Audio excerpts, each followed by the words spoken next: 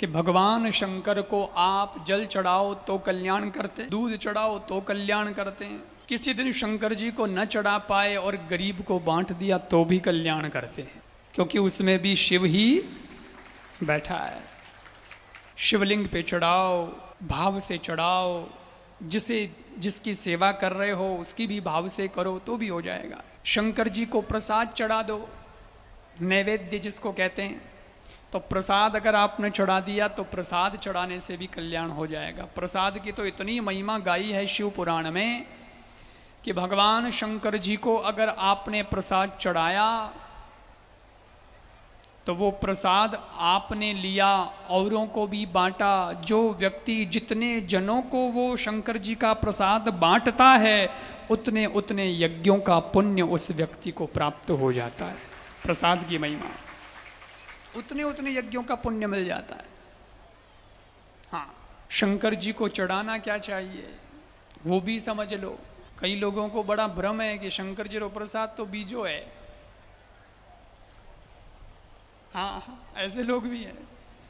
कुछ कहते हैं शंकर जी के तो गांजा चढ़ेगा, शंकर जी के कई कहते भांग चढ़ेगा। हाँ, विजया का वर्णन मिलता है, ऐसी बात नहीं है कि ये नहीं चढ़ता, बिल्कुल चढ़ता, छोटी मात्रा में, थोड़ी मात्रा में चढ़ता है। लेकिन मैं आपको बताता हूँ शिव पुराण में शंकर जी के प्रसाद की जो बात है। एक तो शंकर जी को खीर बहुत पसंद है, पायसम शिव मानस पूजा में आता है। शंकर जी को खीर बहुत पसंद है। और एक शंकर जी को जो है रंबा फल बहुत पसंद है, रंबा फल। अब लोग कहते हैं महाराज ये तो कहाँ मिलेगा हमको रंबा फल, हमें ऐसा फल बताया आपने कि मिले ही नहीं, कहाँ से लाएं, कहाँ से शिव जी को चढ़ाएं।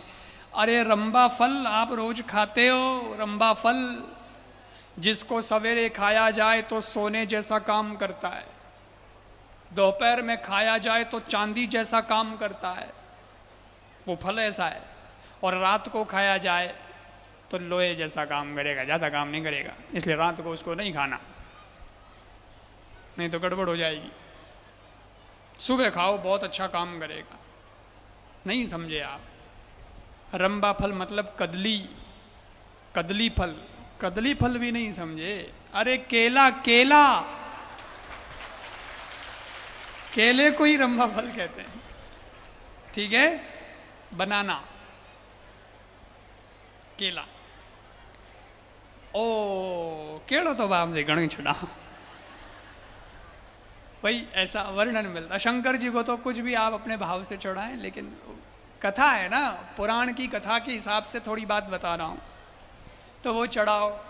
वो शंकर जी को बहुत प्रिय। शंकर जी कहते हैं जो मेरे को प्रसाद चढ़ाता है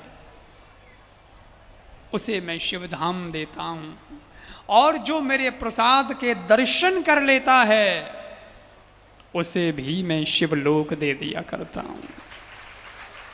महिमा है।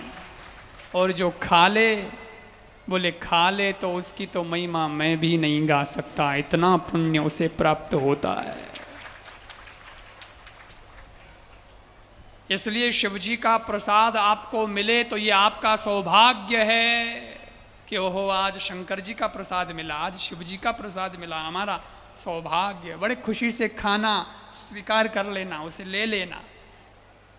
और जो न खाए उसका दुर्भाग्य है। एड़ा भी कई बाग फूटा हुए कि वोने कर्मा में लिखियोड़ो कोनी, दूजी चीजा खा ले पण प्रसाद नहीं खावे।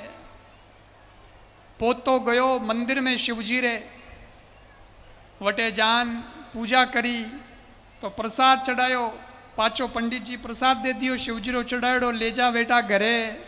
पोतो आयो घरे, दादो बैठो घर रे बारे चौकी माते, और पोतो आन प्रणाम करियो, दादा साहब पगे लागू प्रणाम करूँ सा, और प्रसाद दियो कि लो ओ प्रसाद लो। मैं मंदिर गयो तो शिवजी रे बटे महादेव जी रो चढ़ियोड़ो प्रसाद मिलियो है मने, आप भी प्रसाद लो, मैं लेन आयो हूँ। बोले सब ने बांटतो बांटतो आयो, जने दादा ने भी दियो कि लो दादा आप प्रसाद लो। पण दादो बाघ फूटो, उन्हें तो जर्दो खाएड़ो कही के मैं लगते अब्बा मां जर्दो खाएड़ो है।